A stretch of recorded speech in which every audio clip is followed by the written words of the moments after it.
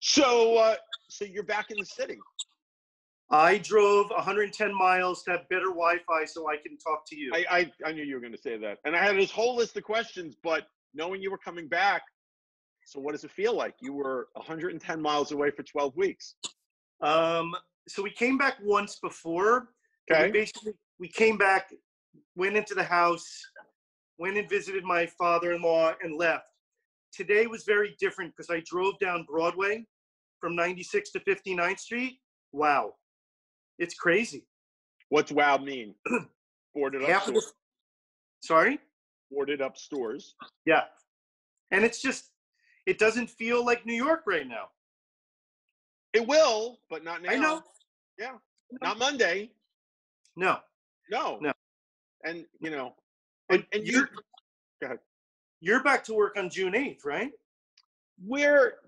This is how I've described it. Cuomo said on June 8th, construction can resume. I've told every single client, and admittedly, every single client has listened with the exception of one, because there's always one. I don't want to be that guy or woman at Best Buy at 4:15 in the morning on Black Friday trying to get a television for $200. Let everybody go in, let everybody fall over each other. I'll come in at 9:30 and I'll get a clock radio. That's the thing. And because no one knows what it looks like. No one really has protocol set up. So I'm like, Monday, I'm thrilled it's open. I have like 2 guys going to one townhouse, 2 guys going to another townhouse. And on Tuesday, I'll power up the electric bike and I'll go to a couple of sites. Buildings aren't opening. No, they're not saying, come on in. You know, we're welcoming you with open arms. They're not doing that. Thankfully, we have a couple of townhouse projects, which, you know, help everybody out. And so we control the protocol. Right. This, you know, I don't know if we can get a manufacturer to make hats fast enough that just says patience. Right. No, I hear you. Everybody's been underwater for 12 weeks and they all want to swim. So, I mean, I thought as of yesterday, we brokers were going back to work on June 22nd, and that's not the case. What is the case? The blah blah basic. Did I say that? You did. I'm not arguing with you. The blah blah basically said early July now. So it is what it is. I mean, there's nothing I can do other than to do what I'm already doing. Right. So, you know, I can control what I can control, and everything else is not in my control. So. And you can't spend the energy because it's an energy sucking time. Yeah. So you just have to. So before we talk about some fun things, you get up at 5 o'clock in the morning, and I'm jealous because I've tried. You invited me on Facebook. You have a 5 a.m. call. It's an everyday call? 6 days a week. 6 days a week. Yeah. Holy shit. And what's the deal? So basically, it's about 1,400 entrepreneurs that are on the call every day. Most of them are brokers, but not everyone. Mm-hmm. And everyone is on mute except for one person. Okay. And they talk about whatever they want. You know, Tuesdays are tactical Tuesdays, so it's always, you know, are you shooting videos? Are you doing mailer? Like whatever. But the other 6 days is whatever people want to talk about. I've hosted a lot of them, you know, probably 6 or 7 of them over the last 2 years. But it's like that, you know, that first burst of energy to be like, I'm not in this alone. And if I'm waking up at 4:45 in the morning, I'm a pretty motivated dude. Yeah. But there's 1,400 other people that are as well. Wow. When did it start? I think it started, about 3 years ago with just 4 guys. Wow. And it's built up. There's also a 5 a.m. club in LA. So if you're too tired, you can listen to the 8 o'clock version. But that's a different group. Right. So, and you've been doing it for how long? About 1.5 years. And you love it? It's great. I mean, look, there are certain people that, like, the music comes on at 4 to 5. Right. And I usually know who's going to be speaking by the music. Okay. And, you know, there's certain people that are incredibly prepared and other people that wing it. And it doesn't mean that the ones that are winging it is good or bad, but sometimes it's a amazing, and sometimes it's like, this is horrible. But it's So 5 minutes. it's a 5-minute call. That's it. That's 5 it. minutes. That's it. Yep. 5:05. You're out. You're done. Done. You're going to the gym. You're going to the shower. Yep. But I got to try harder. I'm gonna hit that button. Especially It's amazing. like, yeah. I watch it. I watch what happens, but I got to do it. And I think that's one of my resolutions coming out of this is I want to get the day done before the day gets started. Well, I mean, for me, whether it's really, really working normally or, you know, what's going on now is I get more stuff done by 8 o'clock in the morning than the rest of the world. Sure. You know, and Sure. that's, you know, the kids are asleep. My wife is asleep and I can get my stuff done. And if I want to read a book, I can read a book, you know? So which begs the question, what time do you pass out at night? An excellent question. Because I want to understand what I got to do there. I got to set up an evening schedule. So we have these beautiful leather chairs upstate. Here it comes. Gorgeous. And I think they're called Cub chairs, club chairs. Club chairs. You can call them club. I'll have dinner at around 7:30 or 8. Mm-hmm. And I start watching like Law and Order Special Victims Unit. Right. And at like 8:45, I fall asleep for like 40 minutes. Okay. And then I'm like, oh my God, I need to go to sleep. And I'm in bed by like 9:30 or 10. Then you're out. Well, I'm out up there. I'm out till about 2. Then I'm awake until about 3. Oh, okay. Till 4:45. All right, so I'm not alone. That's good. You should call it too. That was me. Yeah, last night. I have a lovely couch. It's 17 years old. Girlfriend hates the couch, and I'm like, but it's conformed after all these years to my butt. So it makes, and I just pass out, and then they all go among their way, and they leave me. And 2 o'clock I get up, and then I'm up for another hour, and I go back to sleep. Same thing. Yep. So thank you for making me not feel alone. You're welcome. So we were going to do this yesterday. The Wi-Fi sucked. I had told you I had left your boss's house, not Carolyn, the real boss. I had stopped, had a lobster roll experience of a lifetime. You asked me the question. Everybody asked me the question, how much was it? I said it was $32, which, given the fact that it was this big, not so bad. But the reason, other than the fact that you bring so much to the table, let me rephrase that. You bring so much consequential things to the table in social media. How did you switch from being a chef to a real estate broker? So, okay, I'll give you the 30-second elevator history. Because you gave me the answer yesterday, you didn't give yourself enough credit. So I want to hear it again. Right. In 1979, yes, I walked up to my 4'10" Jewish grandmother and I said, Grandma, I'm going to be a chef. And she looked at me like, you know, this and said, you're an idiot. You should be a doctor or a lawyer. And, you know, it pissed me off so much. I was like, I'm going to be a great chef. So, you know, went to the Culinary Institute, went to Florida International University, worked at the Breakers Hotel, worked at a ton of restaurants, worked at the River Cafe in 1988, which was a game changer. David Burke was the chef. I was a sous chef. And it was literally like going to Wharton Business School to be a chef. Right. And in 91, I looked at him and I said, it's time for me to be an executive chef. And he gave me his blessing. We probably drank 300 beers that night and I moved on. So I got a job at a restaurant called Chelsea Central, which is where Red Cat was, which is where Mermaid is going on 10th Avenue and 23rd Street. Okay. And I got 2 stars from Brian Miller, who I think was the best reviewer of the New York Times ever. And then I was like, I got to make real money. So I started as a chef at a restaurant called Main Street, which was a big American family style restaurant. And it was not the kind of food that I wanted to do. And I basically was like, look, I'm going to help you do this, but I want to be a partner. And eventually I became a partner. And we subsequently opened about 8 restaurants: Rain East, Rain West, Cayocho, Django, Union Pacific with Rocco DiSpirito, BLT Steak in DC, and BLT Prime. And about 14 years ago, Carolyn had been a broker for about 7 years. Mm-hmm. And we had a BLT stake in DC. And I was working there for about 6 months and 6 days a week, living in this, $200 a night hotel. And I checked out of the hotel, went home, flew home to see Carolyn, saw her for about 3 hours, passed out, got back on a plane, went back to DC. And the woman behind the concierge looks at me. She goes, "Didn't you just check out yesterday?" And I basically was like, I'm 42 years old. I can't do this anymore.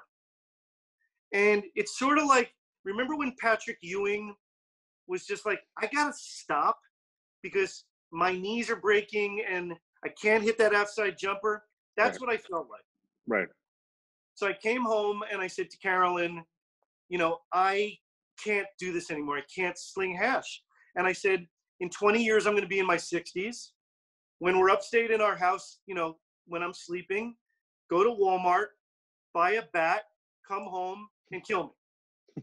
And, she basically said, you've been buying and selling real estate since you were in your 20s. You listen to every one of my deals on the phone. Why don't you be my partner? And I was like, okay, done. And I went in the next day and I said to my partners, I'm leaving. And they didn't believe me. They were like, Paul, you are a restaurant lifer, which was true. But certain people helped me change my career. Your wife being one of them. Yeah, and some partners that it wasn't the right thing, Right. So, and it wasn't like you're a restaurant lifer who was slugging it out and wasn't successful. The list that you just went through, it's a fucking impressive list. So you walked away from the Yankees to say, I'm going to do this with the person I'm married to. Yeah. And I guess I say FML, right? It's, look, I love the woman to death, but the struggle can be very real when you're working with your spouse, when your spouse started the business. And, if I do something that's not within our systems, she calls me on it.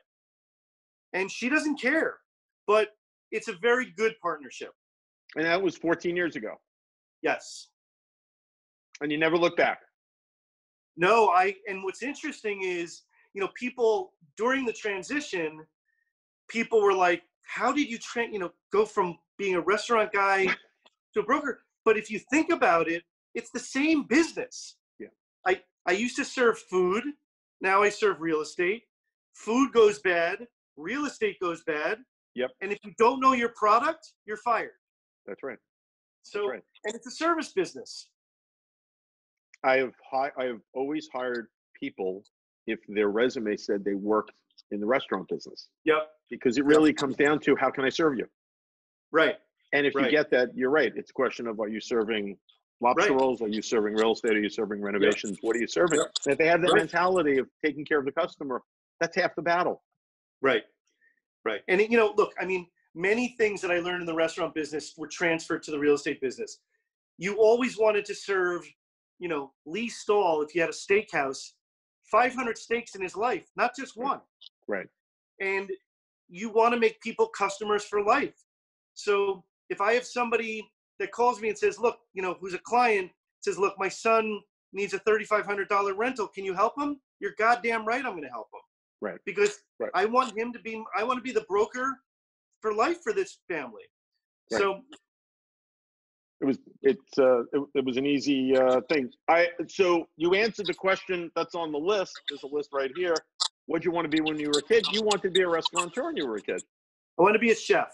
You wanted to be a chef. And then when I cook food. So when I went to the Culinary Institute, it was a 2-year program, and I wanted to work in New York right after that. And my parents, who had no money, said, you need to finish your degree and learn about money. And when I went to Florida International University, when I got out, I started to look at food differently. It was, look, this is money. And how do I make it work? How do I make it profitable? So, but yes, I wanted to be a chef. And then once I became an executive chef, I realized that the only way I was going to make real money was to be in a group where we opened multiple restaurants. And you did. Yep. And now it's a different ballgame. Yes. What I know what you're watching. You said it's SVU reruns, and then you pass out. So, anything else? I love Billions. Love. So I'll download that on my iPhone from YouTube, and I'll watch like one of the episodes before the kids wake up. Unfortunately, I watch CNBC a lot. Okay. Yeah. And then I watch like the local news just to see what's going on in the capital region, because that's where we are. Sure. And that's it. I don't watch a lot of TV. Was it different up in the capital region than it has felt being in New York for only a few hours? Oh, it's totally different. They're starting phase 2 today. They're cooking. So, they're ready to rock. Yeah. They're ready to rock. And I'm going to jump around with some of the questions. Are you reading? Do you read? And can you focus on a book during all of this? So I'm going to be honest with you. I have not read a book in a long time. I read like crazy. Right. But so for our team, we bought the book is by David Goggins, and he was a Navy SEAL. He's now retired. Grew up in like a horrible, home life, very bad. Okay. And it's about his perseverance, how he went through this whole process. And there's like, for a Navy SEAL, you and I will never do it, but there's like, it's called Hell Week. And basically they're awake for 150 hours. And the book is just about like him mentally being tough. So my whole team reads 2 chapters a week, and then we talk about it on our team meeting, which is once a week. I think it's called Can't Stop Me, or I forget the name of it, but it's amazing. It's an amazing book. Wow. And you guys go through it? Yeah. 150 hours. I'm fortunate that I can stay awake for the morning. Right. I know. Right? I know. I find myself taking a nap at some point. Totally. So for a guy who's putting out, and I will reemphasize, consequential social media content, not everybody puts out social media content that's consequential. What's keeping you motivated, and what's keeping you grounded? So I had a pretty good year last year, but not a phenomenal year, but a pretty good year. Okay. And I was like, I want to start doing something, not on January 1st, but a couple days before it, and I'm just going to do it. And I didn't say I was going to do it for the whole year. I basically said, I am going to do a 2 or 3 minute video, which is about giving value every single day. And I've watched them. Sorry? I've watched them. I hope you like them. They're and good. They've morphed a lot over the last couple months. Sure. But I think I'm at about 230 consistent videos. And they can be about anything. They can be about my kids. They can be about the country hillbilly workout that I do, because I don't have weights up there and I lift with firewood. They can be interviewing a designer. So just like coming up with ideas about that really motivates me. Right. And the sharing aspect of it motivates me. And the feedback is unbelievable. So it's really a good thing. And then, look, I mean, I wake up every day and it's like I'm in Game 7 of the NBA Finals and I want to win. Right. So, I'm not 20, I'm not 30, I'm not 40. I'm in my 50s. And, like, if I want to live the life that I want, that I want to live with my children and my wife and my in-laws, I got to work my ass off. Right. And, that's what motivates me. So what keeps you grounded? Right now, it's cooking, a lot of cooking. It's our 2 or 3 times a week date where we go to Walmart, just the 2 of us. Right. Smart. And it's just like learning from people. Like, so at the beginning of this, I started sending, remember the game Connect 4? Sure. So like every day I would send like 4 or 5 of them to customers and friends as a gift through Amazon. And there's one woman who I admire a lot, who's in LA. She's a big broker in LA. And I kept texting her saying, can you send me your address? I want to send you something. Sure. And she wasn't responding. And I'm like, okay, she thinks I'm a stalker. Right. And finally I said, the reason why I'm asking you is because I wanted to send you a Connect 4. And she said, you know what? I have that. Instead, every Friday at 11 a.m., from 11 a.m. to 11:20, let's talk about our lives, about the East Coast, West Coast businesses. And I have to tell you, we've been doing it for like 12 weeks now. She's become like my family member. And we're not doing it, like I've never said to her, you know, we're going to refer business to each other, because that's just stupid. But we will. But so she motivates me. You know,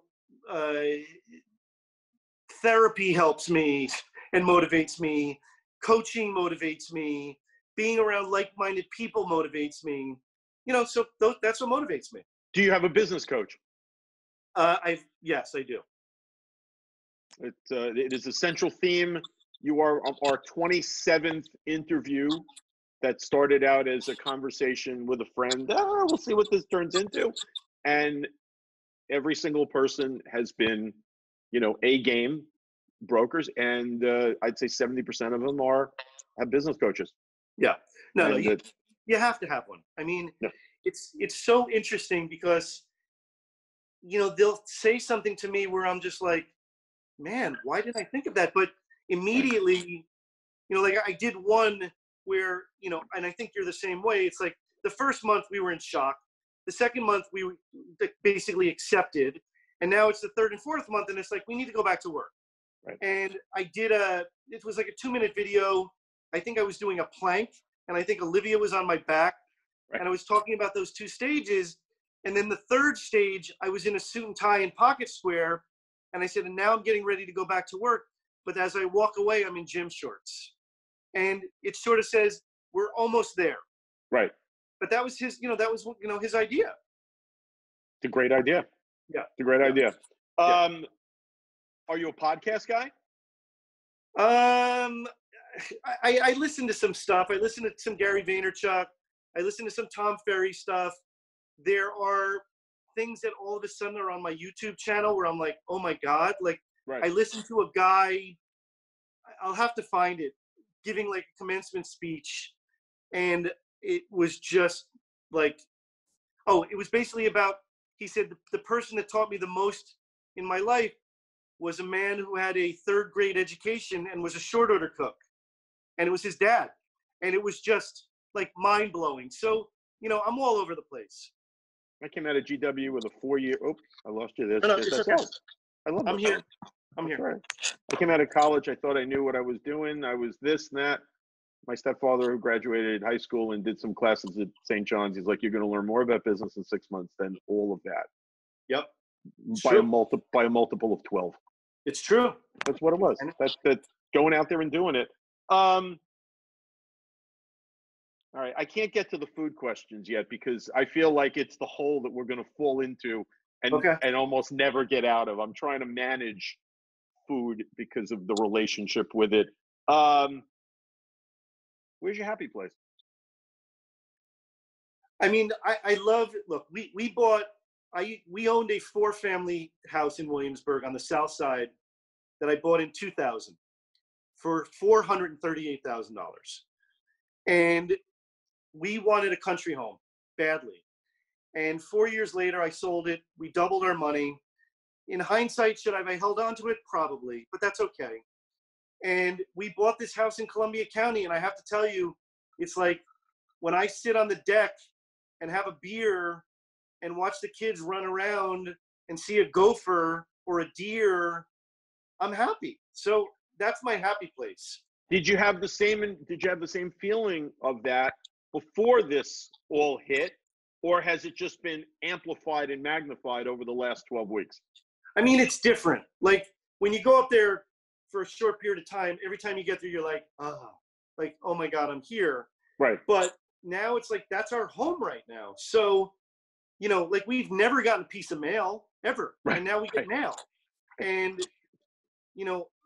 nothing, well, some things scare me still up there, but you know, like I think we have a bear. The gophers are a little crazy, but it's a happy place. Good deal. And have you found that in the last couple of months you somewhat become part of that community a little bit more? Well, I'm going to show you something right now. All right, sure.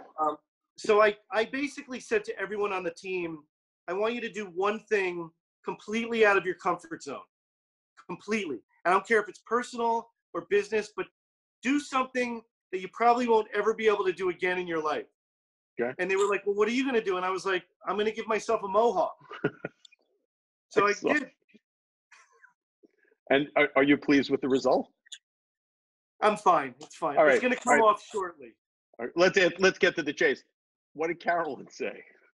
She was not happy. No, she was not pleased. No, not pleased. She said I looked like a squirrel. Yeah, but she's a good woman. She ain't, she's locked in with you. Yeah. All right. Before I get to the food questions, because then, I'm going to have to order dinner to deal with all of it. What's it like to being a dad in a pandemic? What's it like to driving your team in a pandemic? Because I'm assuming, other than you and Carolyn, a good chunk of the team younger. What's happening in the world? You have a different perspective. I have a different perspective. I thank God every morning for that perspective. So, dad in a pandemic, driving a team in a pandemic. So, being a dad, my son is almost 4, and my daughter's 8. Yep. My daughter's totally acclimated to everything. She does videos. She makes movies. With everything. But she can be very tough, and it's like, I can be on a phone call with a client, and she'll scream at me, going, "Dad, get off your phone." And I'm like, "This is how you go to school. This is how we pay our bills." Right. And it can be very challenging.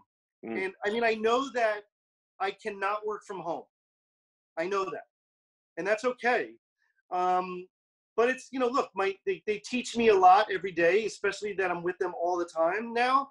I love them, but it's challenging. And then, as a team member, look, if any of them worked as hard or wanted to be as successful as we are, they wouldn't be on our team. They'd have their own team. At least that's how I feel. So, I push them. I make them fill out what they're going to do every 30 days. Even if it's like, I'm going to make one call, I want to know what they're doing. Right. I have weekly meetings with them that are just voice calls. And then every 2 weeks, I have face-to-face Zoom meetings with them. And, I want to know if they're okay mentally. I want to know if they're okay physically. And I want to know what they're doing for their business. Because, if they're like, well, I'm just chilling, I'm like, look, that's going to affect my wallet a little bit, but it's going to affect your wallet a lot. A lot of it. Right. Wake the F up. Right. So, I'm sorry. So you're not doing a Zoom call every morning? No. So it sounds to me, here's the takeaway, which I can get my arms around, and also it's valuable to hear it from you. It sounds to me like you're all about being efficient. Yes. It's all about, like you said, you can't work from home. I also cannot work from home, but I like working from home if I'm getting shit done. Yes, of course. Right? Of course. So yep. That element of like that balance. So it sounds to me like the 5 to 8, that efficiency of bam, bam, bam. Like you said, the whole day, 3 hours. Now it's a question of you're not handling a whole bunch of stuff. That efficiency resonates. That's what I'm picking up. Yeah, 100%. And that's got to be a good takeaway from the world of food. Deep breath. What is the restaurant that you miss the most?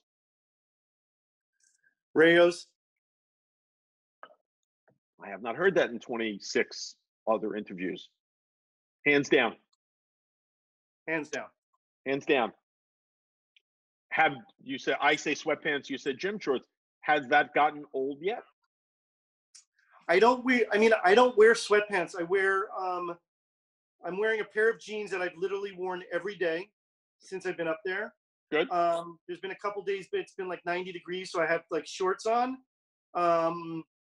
but I'm not in sweats or jammies ever. Like I wake up and I go. And that's got to help because you're like, Yes. you're ready to rock. You're not staying in sweatpants for 3 hours. Right. What's your favorite pizza topping, Paul Zweben? Pepperoni. Wow, right, straight down the middle. Straight down the middle. Fastball, no inside, no curve, no nothing. I love it. Do you have a favorite pizzeria? Which I have not asked anyone else, but you're not everybody else. Yes. So I grew up in New Jersey, and I'm sorry. I know. I'm sorry. I know. There's a pizzeria in, I think it's East Orange, which is not the good orange. Okay. And it's called the Star Tavern. And I've been going there I've heard of that. 1974. I've heard of that. And I remember, so when I went, I'm sorry, 1976. When I first started going there, the pizzas were $2.25, and now they're like $12. And when I turned 40, my wife said, "Do you want to go to Danielle for dinner?" And I said, "I want to go to the Star Tavern." I love you. I don't mean that in a prison kind of way. That, you know what? There was a 40th birthday party for me. This whole thing set up. Where do you want to go? John's. Right. John, would you mind canceling the 12 people and just let's invite them down to the village and we'll have pizza? Exactly. There's a kindred spirit if ever I saw one. Yeah. And what makes it so good, Chef? It's very thin, very thin. You could knock back one whole pie on your own. I think it was better back in the day, but it's still very, very good. Fair enough. But it's the thin crust. Have you made a TikTok yet? You should go onto the Zweben team's TikTok. Oh, there's some very good ones. Okay, so that would be a big one, yes. Where I was De Niro in Taxi Driver. Okay. And I'm like, "You talking to me? You talking to me? You talking to me?" There's a couple good ones. Are you using it for business or just to keep Olivia in the game? We are going to implement it into business. I actually sent two of my millennial teammates this morning an article that I saw about TikTok that I think was on Inman News this morning, and I want them to study it and I want to integrate it into business. It's going to be huge. Yeah. It's huge now, but it's going to be huge for business. Roller coasters, yes or no? Yes. That's a real yes. French fries or onion rings? I got to say both. Okay. All right. That's fine. Pickles, yes, or you don't get it? If I make them myself, I love them. And if not? If they are crunchy and spicy, I'm happy. You're a half sour guy. Yeah. You're a half sour guy. Dogs or cats? Dogs, dogs, dogs. I see by the thing. And I think I know the answer to this. Beach or mountains?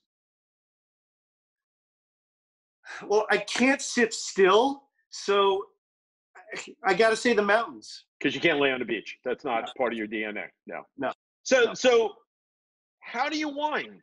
How do you wind? Do you literally just Jon Stewart, when Bruce Springsteen was inducted into the Kennedy Center, he went up, he gave the greatest speech, but what he said was, he goes, the guy empties the tank every performance, every day.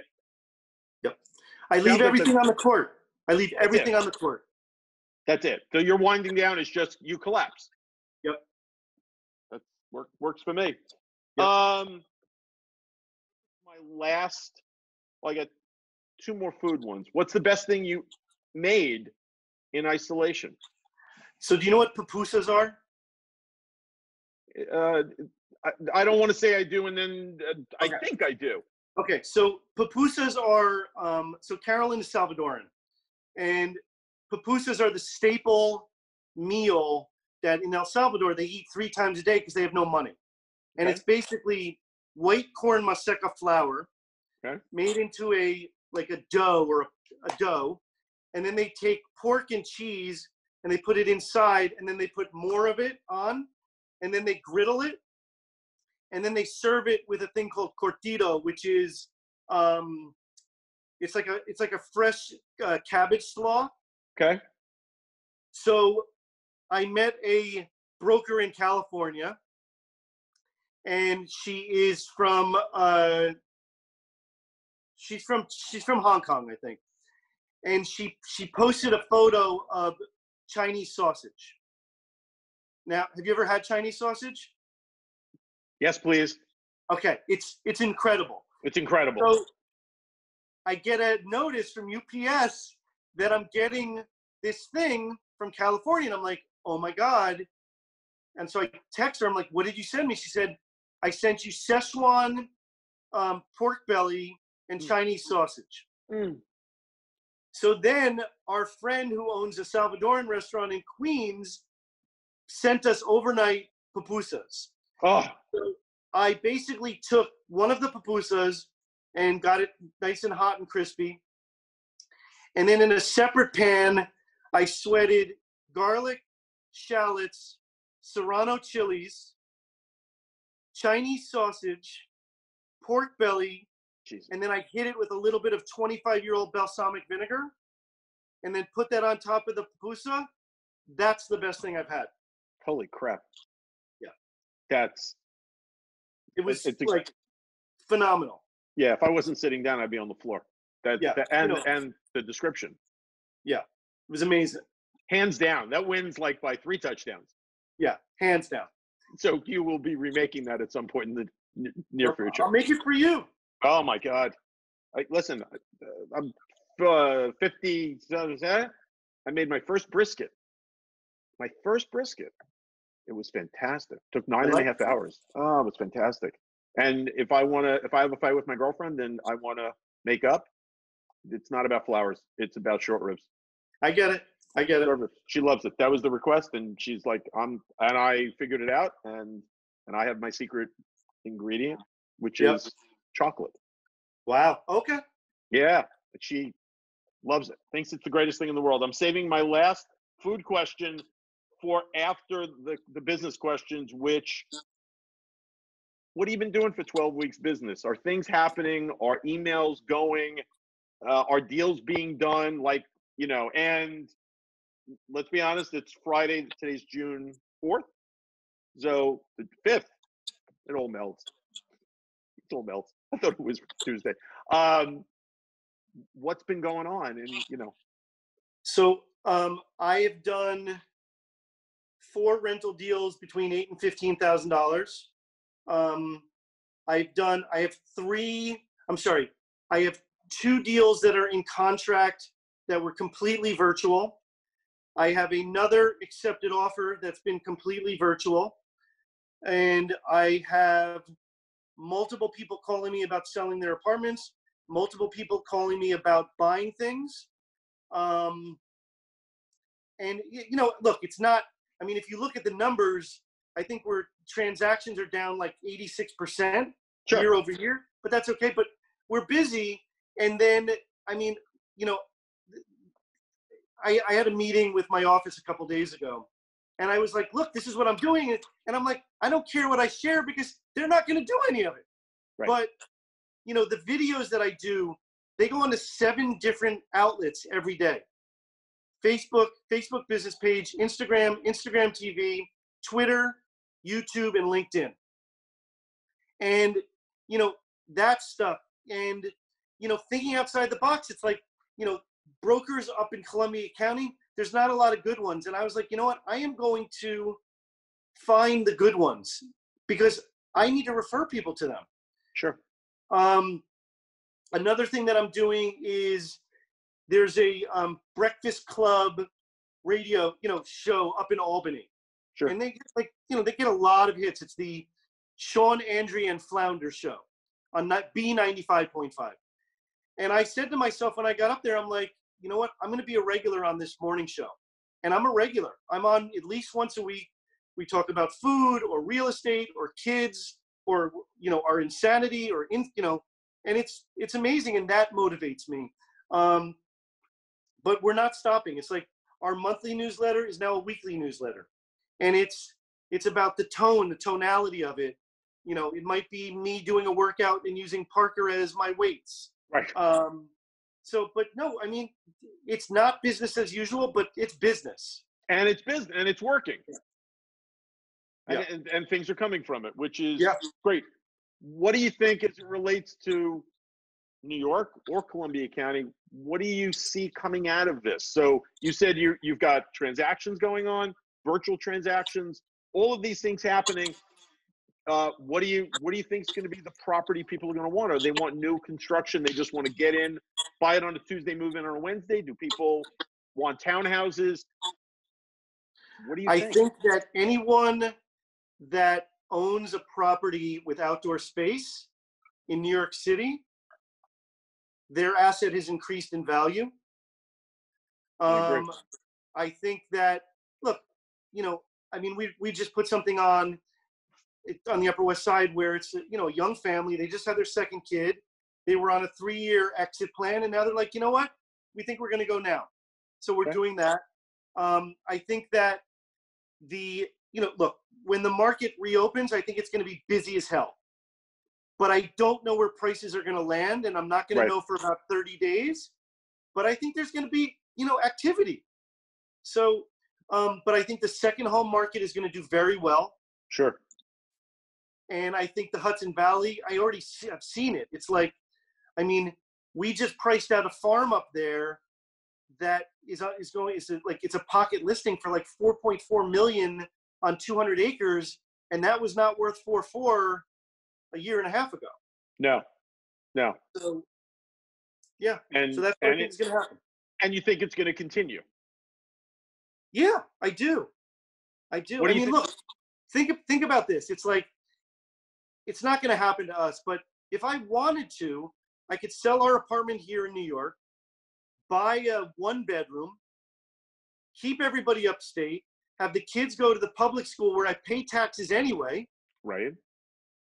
Commute back and forth 2 or 3 times a week on the train, and live in the apartment here a couple days a week, and, you know, have a 55-acre compound upstate. It could work. You've thought about it? I definitely have thought about it. It's not happening. Okay. Not happening, but I've thought about it. Okay. Fair enough. Have you changed now? You're a dynamic guy. You like you said, you're always moving. You were moving long before this ever happened. Did you change this business model, or have you let the world kind of calm itself down, or are you making moves on the moves of and the gyrations of the world? Yeah, I mean, yes. The answer is I have to pivot as much as possible. It's like, you know, for some reason, every broker wants to be a chef right now, and they're like posting their food, and I'm like, guys, you need to stay in your lane. And it's a lane that I can do. And so we've been doing, it's like a cooking show. It's only like 17 minutes long. It's every Thursdays at 11:30. It's on Facebook Live. And I'm like, and we're going to sprinkle a little real estate into it. And, you know, we get a lot of hits on that. So we're doing whatever, we're evolving, but we're not staying stagnant at all. Do you think there's just because you said it, do you think there is a vocation that is more romanticized against the reality than being a chef? No. It's hard work, man. Oh, it's hard work. Yeah. I remember about 20 years ago, one of my business partners who I loved, and unfortunately he passed away very young. He came in, he never lifted a knife in his whole life. And he came into the kitchen and he put on a beautiful, it's a company called Brigard, you know, this like $200 chef coat and a beautiful long French apron. And he goes, I'm a chef. And I looked at him, I said, it takes 5 minutes to be a chef. It takes 20 years to be one. Now get out of here. So. Right. No, it's a tough gig. Before I get to the last couple of questions, I'm going back to one of the food questions. Oreos, regular, double stuff, or mega stuff? None. What's the Paul Zweben guilty pleasure that comes from a manufactured plant? It's got to be Heineken. something. What is it? Heineken. Love you. That's the answer. I think I'm it being works. honest. This is honesty. We're fact checking. Right. We're totally fact checking. We're going into the garbage pail to see about the bottles. What's the first thing you want to do without a mask when this calms down? I want to meet Carolyn at Nougatine and have a bottle of Sancerre, have a couple apps, and come home and kiss the kids goodnight. Love it. That's great. That's the best answer I've heard. What's the takeaway? So, and you're a guy that doesn't have one takeaway. So give me 2 takeaways from all of this as you lead into the weekend. Be consistent. You know, it's like, it's interesting. There's a woman who I think you would love. Her name is Katie Lance. And she's like, she really is a social media expert. She's not somebody that just is like, I'm a social media expert. She worked for Brad Inman like 12 years ago. Okay. And she did a 30-day challenge. And she said, on one of the days, she said, I want you to reach out to 5 people on Facebook that you admire. And I want you to comment on what you admire about them. Okay. And I did it in one day. And about 17 minutes later, one of my past clients called me and they said, look, there's some things going on in our life and we may have to sell our apartment. And it's because I commented and I looked at Carolyn and I'm like, wow. So you be consistent on social media. If you're going to do videos, be consistent. It's like every single video that I do, and people are starting to tease me about it, which I love. Which is great. It's like, hey, it's Paul Zweben of the Zweben team of Douglas Elliman. Happy Friday, June 5th, 2020. And like my best man for my wedding in Singapore did it yesterday. My sister-in-law did it last night, and I love it. So it's about branding. And the other thing, I guess there's 2 other things, is exercise and meditate. That's it. How long do you meditate a day? 5 minutes. That's all you need. That's all I need. Jerry Seinfeld said you need 5 minutes, 5 or 10 minutes a day. I heard him in an interview, and you're 100% right. Yep. That's it. Just something to clear the head. Yep. I'm setting the alarm. I'm gonna try. Okay. You're doing it tomorrow, right? It's Saturday. Tomorrow is Patter Day. It's Patter Day because Pat Kenny does it every Saturday, so he calls it Patter Day. And I'm just clicking the Facebook button, going on, and no. It's a phone number. I'll text you the phone number. Text me the phone number with the Navy SEAL book. Okay. Because I'd love to see it. It's a great book. No, listen. This whole thing, it started out as a way to not be on a ball in the corner. Yeah. Look, and the things that it has morphed into, I never would have seen it coming. Right. And I think you're right. It's just doing it consistently. Who would think that 2 guys in their 50s are working social media and not because they're looking to be talk show hosts, because it's actually paying off. Right. Well, but the thing also, and I think you're the same way, is we're just sharing. Like I am not a guy that meets somebody in Houston, a broker, and says, you know, we should do business together. Like I just bullshit with the guy. Right. And you know, if I can teach him something and they can teach me something, it's about sharing and collaborating. I'm collaborating with people that I would never collaborate with right now. I mean, in another state, but absolutely. But look, we're all in this together, so we should help each other. And experience isn't exactly a handicap these days. Right. That's the whole thing. So, you know, we got to help the 20s and 30-year-olds see that the world is going to survive one way or the other. Maybe it doesn't look like what you thought it was going to look like, but you know, it's one of the best things about getting older. Yep, exactly. The perspective. Thanks for taking the time. Thanks for driving 110 miles for a Wi-Fi signal. Anything for you. We're going to say that. That's it. I'll see you soon. Send love to the gang. Are you driving back up? Yeah. Drive safe. I may get food from Morini, or I may get food from Spoglia before I go back up. Spoglia.